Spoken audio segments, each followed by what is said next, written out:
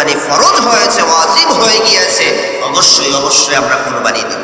আমার ভাইরা, এই কুরবানি দিলে আমাদের লাভটা কি? নবীজির সাহাবীরা নবীকে প্রশ্ন করলেন, মা হাযিহিল আদাহিম ইয়া রাসূলুল্লাহ, ওগো আল্লাহর রাসূল, আমরা যদি কুরবানি দেই এই কুরবানির তাৎপর্য কি? কুরবানি যে দিলে আমাদের লাভটা কি হবে একটু বলেন। এই কুরবানির তাৎপর্য কি, ফজিলত কি? নবীজি সঙ্গে সঙ্গে বললেন, সুন্নাত আবিকুম ইব্রাহিম আলাইহিস সালাতু ওয়াস সালাম, এই কুরবানিটা হলো তোমাদের জাতির পিতা ইব্রাহিম আলাইহিস সালাতু ওয়াস সালামের সুন্নাত। বলি না সুবহানাল্লাহ। নবীজির সাহাবায়ে কেরামরা খুশি হয়ে গেলেন, ডাক দিয়ে বললেন, ক্বালু, নবীজির সাহাবীরা বললেন, ফামা লানা ফিহা ইয়া রাসূলুল্লাহ, ইয়া রাসূলুল্লাহ, ইয়া হাবিবাল্লাহ, আমরা যদি কুরবানি দেই তাহলে লাভ হবে কি? যেমন নামাজ পড়লে, নামাজ হলো জান্নাতের চাবি, আমরা নফল ইবাদত করলে আল্লাহ তাআলা আমাদের জান্নাত দিবেন, আমরা বেশি বেশি ইবাদত বন্দেগী করলে আল্লাহ তাআলা আমাদেরকে ভালোবেসে জান্নাত দিবেন। আমরা যে পশুগুলো জবাই করব, কুরবানি দেব, এই পশুগুলো কুরবানি দেওয়ার কারণে আল্লাহ তাআলা আমাদের কি লাভ দিবেন, কি দিবেন, কি পুরস্কার দিবেন? সঙ্গে সঙ্গে নবীজি মুস্কি হাসি মেরে ডাক দিয়ে বললেন, কলা, নবীজি বললেন, বিকুল্লি শাহওয়াতিন হাসানা, তোমাদের কুরবানির পশুর গায়ে যে পশম রয়েছে, চামড়ায় যে পশম রয়েছে, লোম রয়েছে, ওই লোম পরিমাণ, যতগুলো লোম থাকবে ওই পরিমাণ সওয়াব আল্লাহ তাআলা তার বান্দাদের আমলনামায় লিখে দিবে। সুবহানাল্লাহ বলেন। আমার ভাইরা, নবীজির সাহাবীরা আবার প্রশ্ন করলেন, ফাসাউফা ইয়া রাসূলুল্লাহ, আমরা তো অনেকেই ভেড়া আর দুম্বা বা বকরি কুরবানি দিয়ে থাকি, আর এই ভেড়া দুম্বা বকরির গায়ে সব থেকে বেশি পশম থাকে, বেশি লোম থাকে।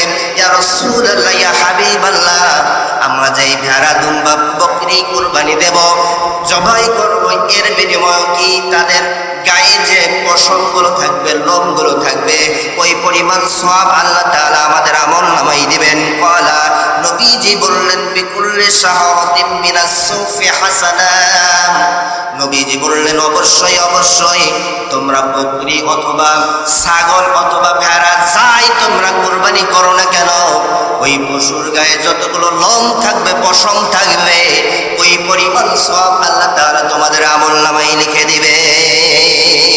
আরো জোরে বলেন না সুবহানাল্লাহ। এজন্য আমার ভাইয়েরা, যে পরিমাণ আমরা এর পশুর গায়ে লোম থাকবে, ওই পরিমাণ সওয়াব আল্লাহ তাআলা আপনার আমার আমলনামায় লিখে দিবেন।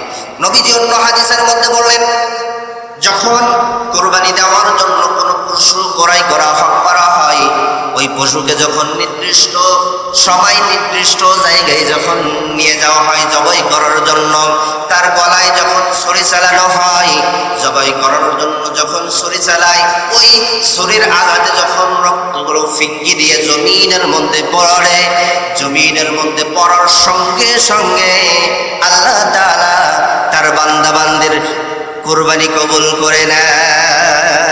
বলি না সুবহানাল্লাহ। এজন্য কুরবানি দিতে হবে।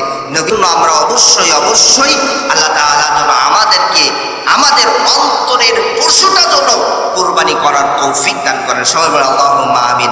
আল্লাহ তাআলা রক্তও নেন না, মাংসও নেন না, কোনো কিছুই নেন না, শুধুমাত্র নেন হলো মানুষের তাকওয়া। ওর উদ্দেশ্যে, কোন কারণে আল্লাহ তাআলা কুরবানি করতেছে? তার বান্দাদেররা কাকে খুশি করার জন্য? মানুষদেরকে খুশি করার জন্য নাকি আল্লাহ তাআলাকে খুশি করার জন্য? এটি আল্লাহ তাআলা দেখেন। আল্লাহ তাআলা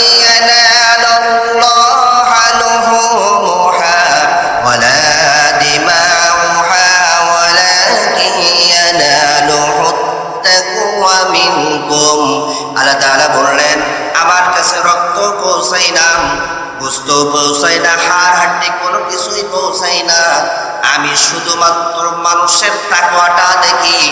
কি কারণে, কোন উদ্দেশ্যে, কাকে খুশি করার জন্য আমার বান্দারা পশুগুলো কুরবানি করতেছে? সুবহানাল্লাহ। অর্থাৎ অন্তরেরটা দেখেন, তাকওয়াটা দেখেন, কোন উদ্দেশ্যে আমরা কুরবানি করতেছি। আমরা কি মানুষ দেখানোর জন্য কোরবানি করতেছি? আমরা কি মানুষ অর্থাৎ আমাদের জামাইকে দেখানোর জন্য কোরবানি করতেছি, নাকি আমাদের বেবিয়ানকে দেখানোর জন্য কোরবানি করতেছি, নাকি রবকে দেখানোর জন্য কোরবানি করতেছি? এটি আল্লাহ তাআলা দেখেন। কিন্তু আল্লাহ তাআলার কাছে কোনো কিছুই পৌঁছায় না, সব কিছুই আমাদের কাছেই থাকে। এজন্য আমার ভাইয়েরা, আমরা অবশ্যই আমরা কাকে খুশি করার জন্য কোরবানি দেব? আরো জোরে বলেন, আরো জোরে বলেন, আরো জোরে আল্লাহ তাআলা। এজন্য আমার ভাইয়েরা, অবশ্যই আমরা কুরবানিটা দেব আল্লাহকে খুশি করার জন্য।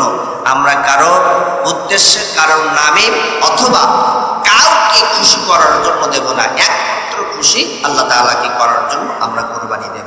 আমার ভাইয়েরা, এক ভাই প্রশ্ন করেছিলেন যে হুজুর, কুরবানির পশুর দাঁত না উঠলে কি কুরবানি করা যাবে কিনা? আমার ভাইয়েরা, ভালোভাবে বুঝবেন, কুরবানির পশুর দাঁত, ওই যে আমরা বলি গ্রাম্য ভাষায়, হুজুর এই পশুটার দাঁতই নাই, এর কি কুরবানি হবে, এমন একটা কথা।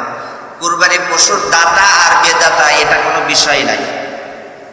কুরবানির পশু হলো 6 প্রকার: উট, গাভী, মহিষ, 3 রকম, আর ভেড়া, দুম্বা আর ছাগল।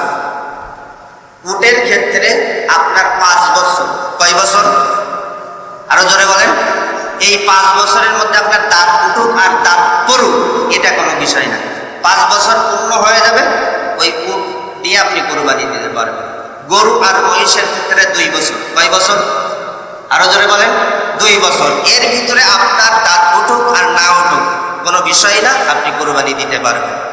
আর ভেড়া, দুম্বা আর ছাগল, এদের ভিতরে অবশ্যই ভেড়া আর দুম্বার 1 বছর, 3টার 1 বছর, কিন্তু ছাগলের ক্ষেত্রে পূর্ণ 1 বছর হওয়া লাগবে। এখানে দাতার কোনো বিষয় নাই, অবশ্যই 1 বছর হওয়া লাগবে। হ্যাঁ, আপনি বাজার থেকে একটা পশু ক্রয় করেছেন, ছাগল হোক, গরু হোক, যে পশুটা কোরবানি দিবেন ক্রয় করেছেন, ওই পশুটা আপনার যার কাছ থেকে কিনেছেন ওই ব্যক্তি বলেছে যে এই ছাগলটা 1 বছর হয়ে গিয়েছে, আবার দেখতেও শুনতেও মোটা তাজা তেমন মনে হচ্ছে, সেক্ষেত্রে আপনি তার উপর কথার ভিত্তিতে আপনি নিতে পারেন, সমস্যা নেই। তবে অবশ্যই একটু সতর্কভাবে নিতে হবে। এক্ষেত্রে আপনারা সতর্ক থাকবেন। এখানে দাতা আর বেদাতার কোনো বিষয় নাই। আরেকটা বিষয় আসে হলো, সেটি হলো আমরা যখন কোরবানি দেই তখন আমরা ভাগে কোরবানি দিয়ে থাকি, গরুর ভাগে। এখানে অনেকে প্রশ্ন করে থাকেন, হুজুর 4 ভাগে, 2 ভাগে, 6 ভাগে, অর্থাৎ জোর সংখ্যায় কি কোরবানি দেওয়া যাবে? আমরা অনেকে মনে করি জোর সংখ্যায় দেওয়া যাবে না, বেজোর সংখ্যায় দিতে হবে। 1, 3, 5, 7, এটা কোনো বিষয় না। 1 থেকে 7 পর্যন্ত আপনি কোরবানি দিতে পারবেন, অর্থাৎ 1 জন মিলেও একটা গরু দিতে পারেন, 2 জন মিলেও দিতে পারেন, 3 জন মিলেও দিতে পারেন, 4 জন মিলেও দিতে পারেন, 5 জন মিলেও, 6 জন মিলেও, 7 জন মিলেও, কিন্তু 7-এর অধিক যাওয়া যাবে না, 8 জন যাওয়া যাবে না। আরেকটা বিষয় হলো যে গরুর ক্ষেত্রে একটা ভাগ নিতে হবে, 2 জন মিলে একটা ভাগ, যেরকম অর্ধেক, এটা করা যাবে না, এটা করা যাবে না, পূর্ণ একটা ভাগ নিতে হবে অথবা 2টা ভাগ নিতে হবে। এভাবেই আমরা কোরবানি দেব ইনশাআল্লাহ। আর কারণ যদি কোনো বিষয়ে প্রশ্ন থাকে ইনশাআল্লাহ করতে পারেন।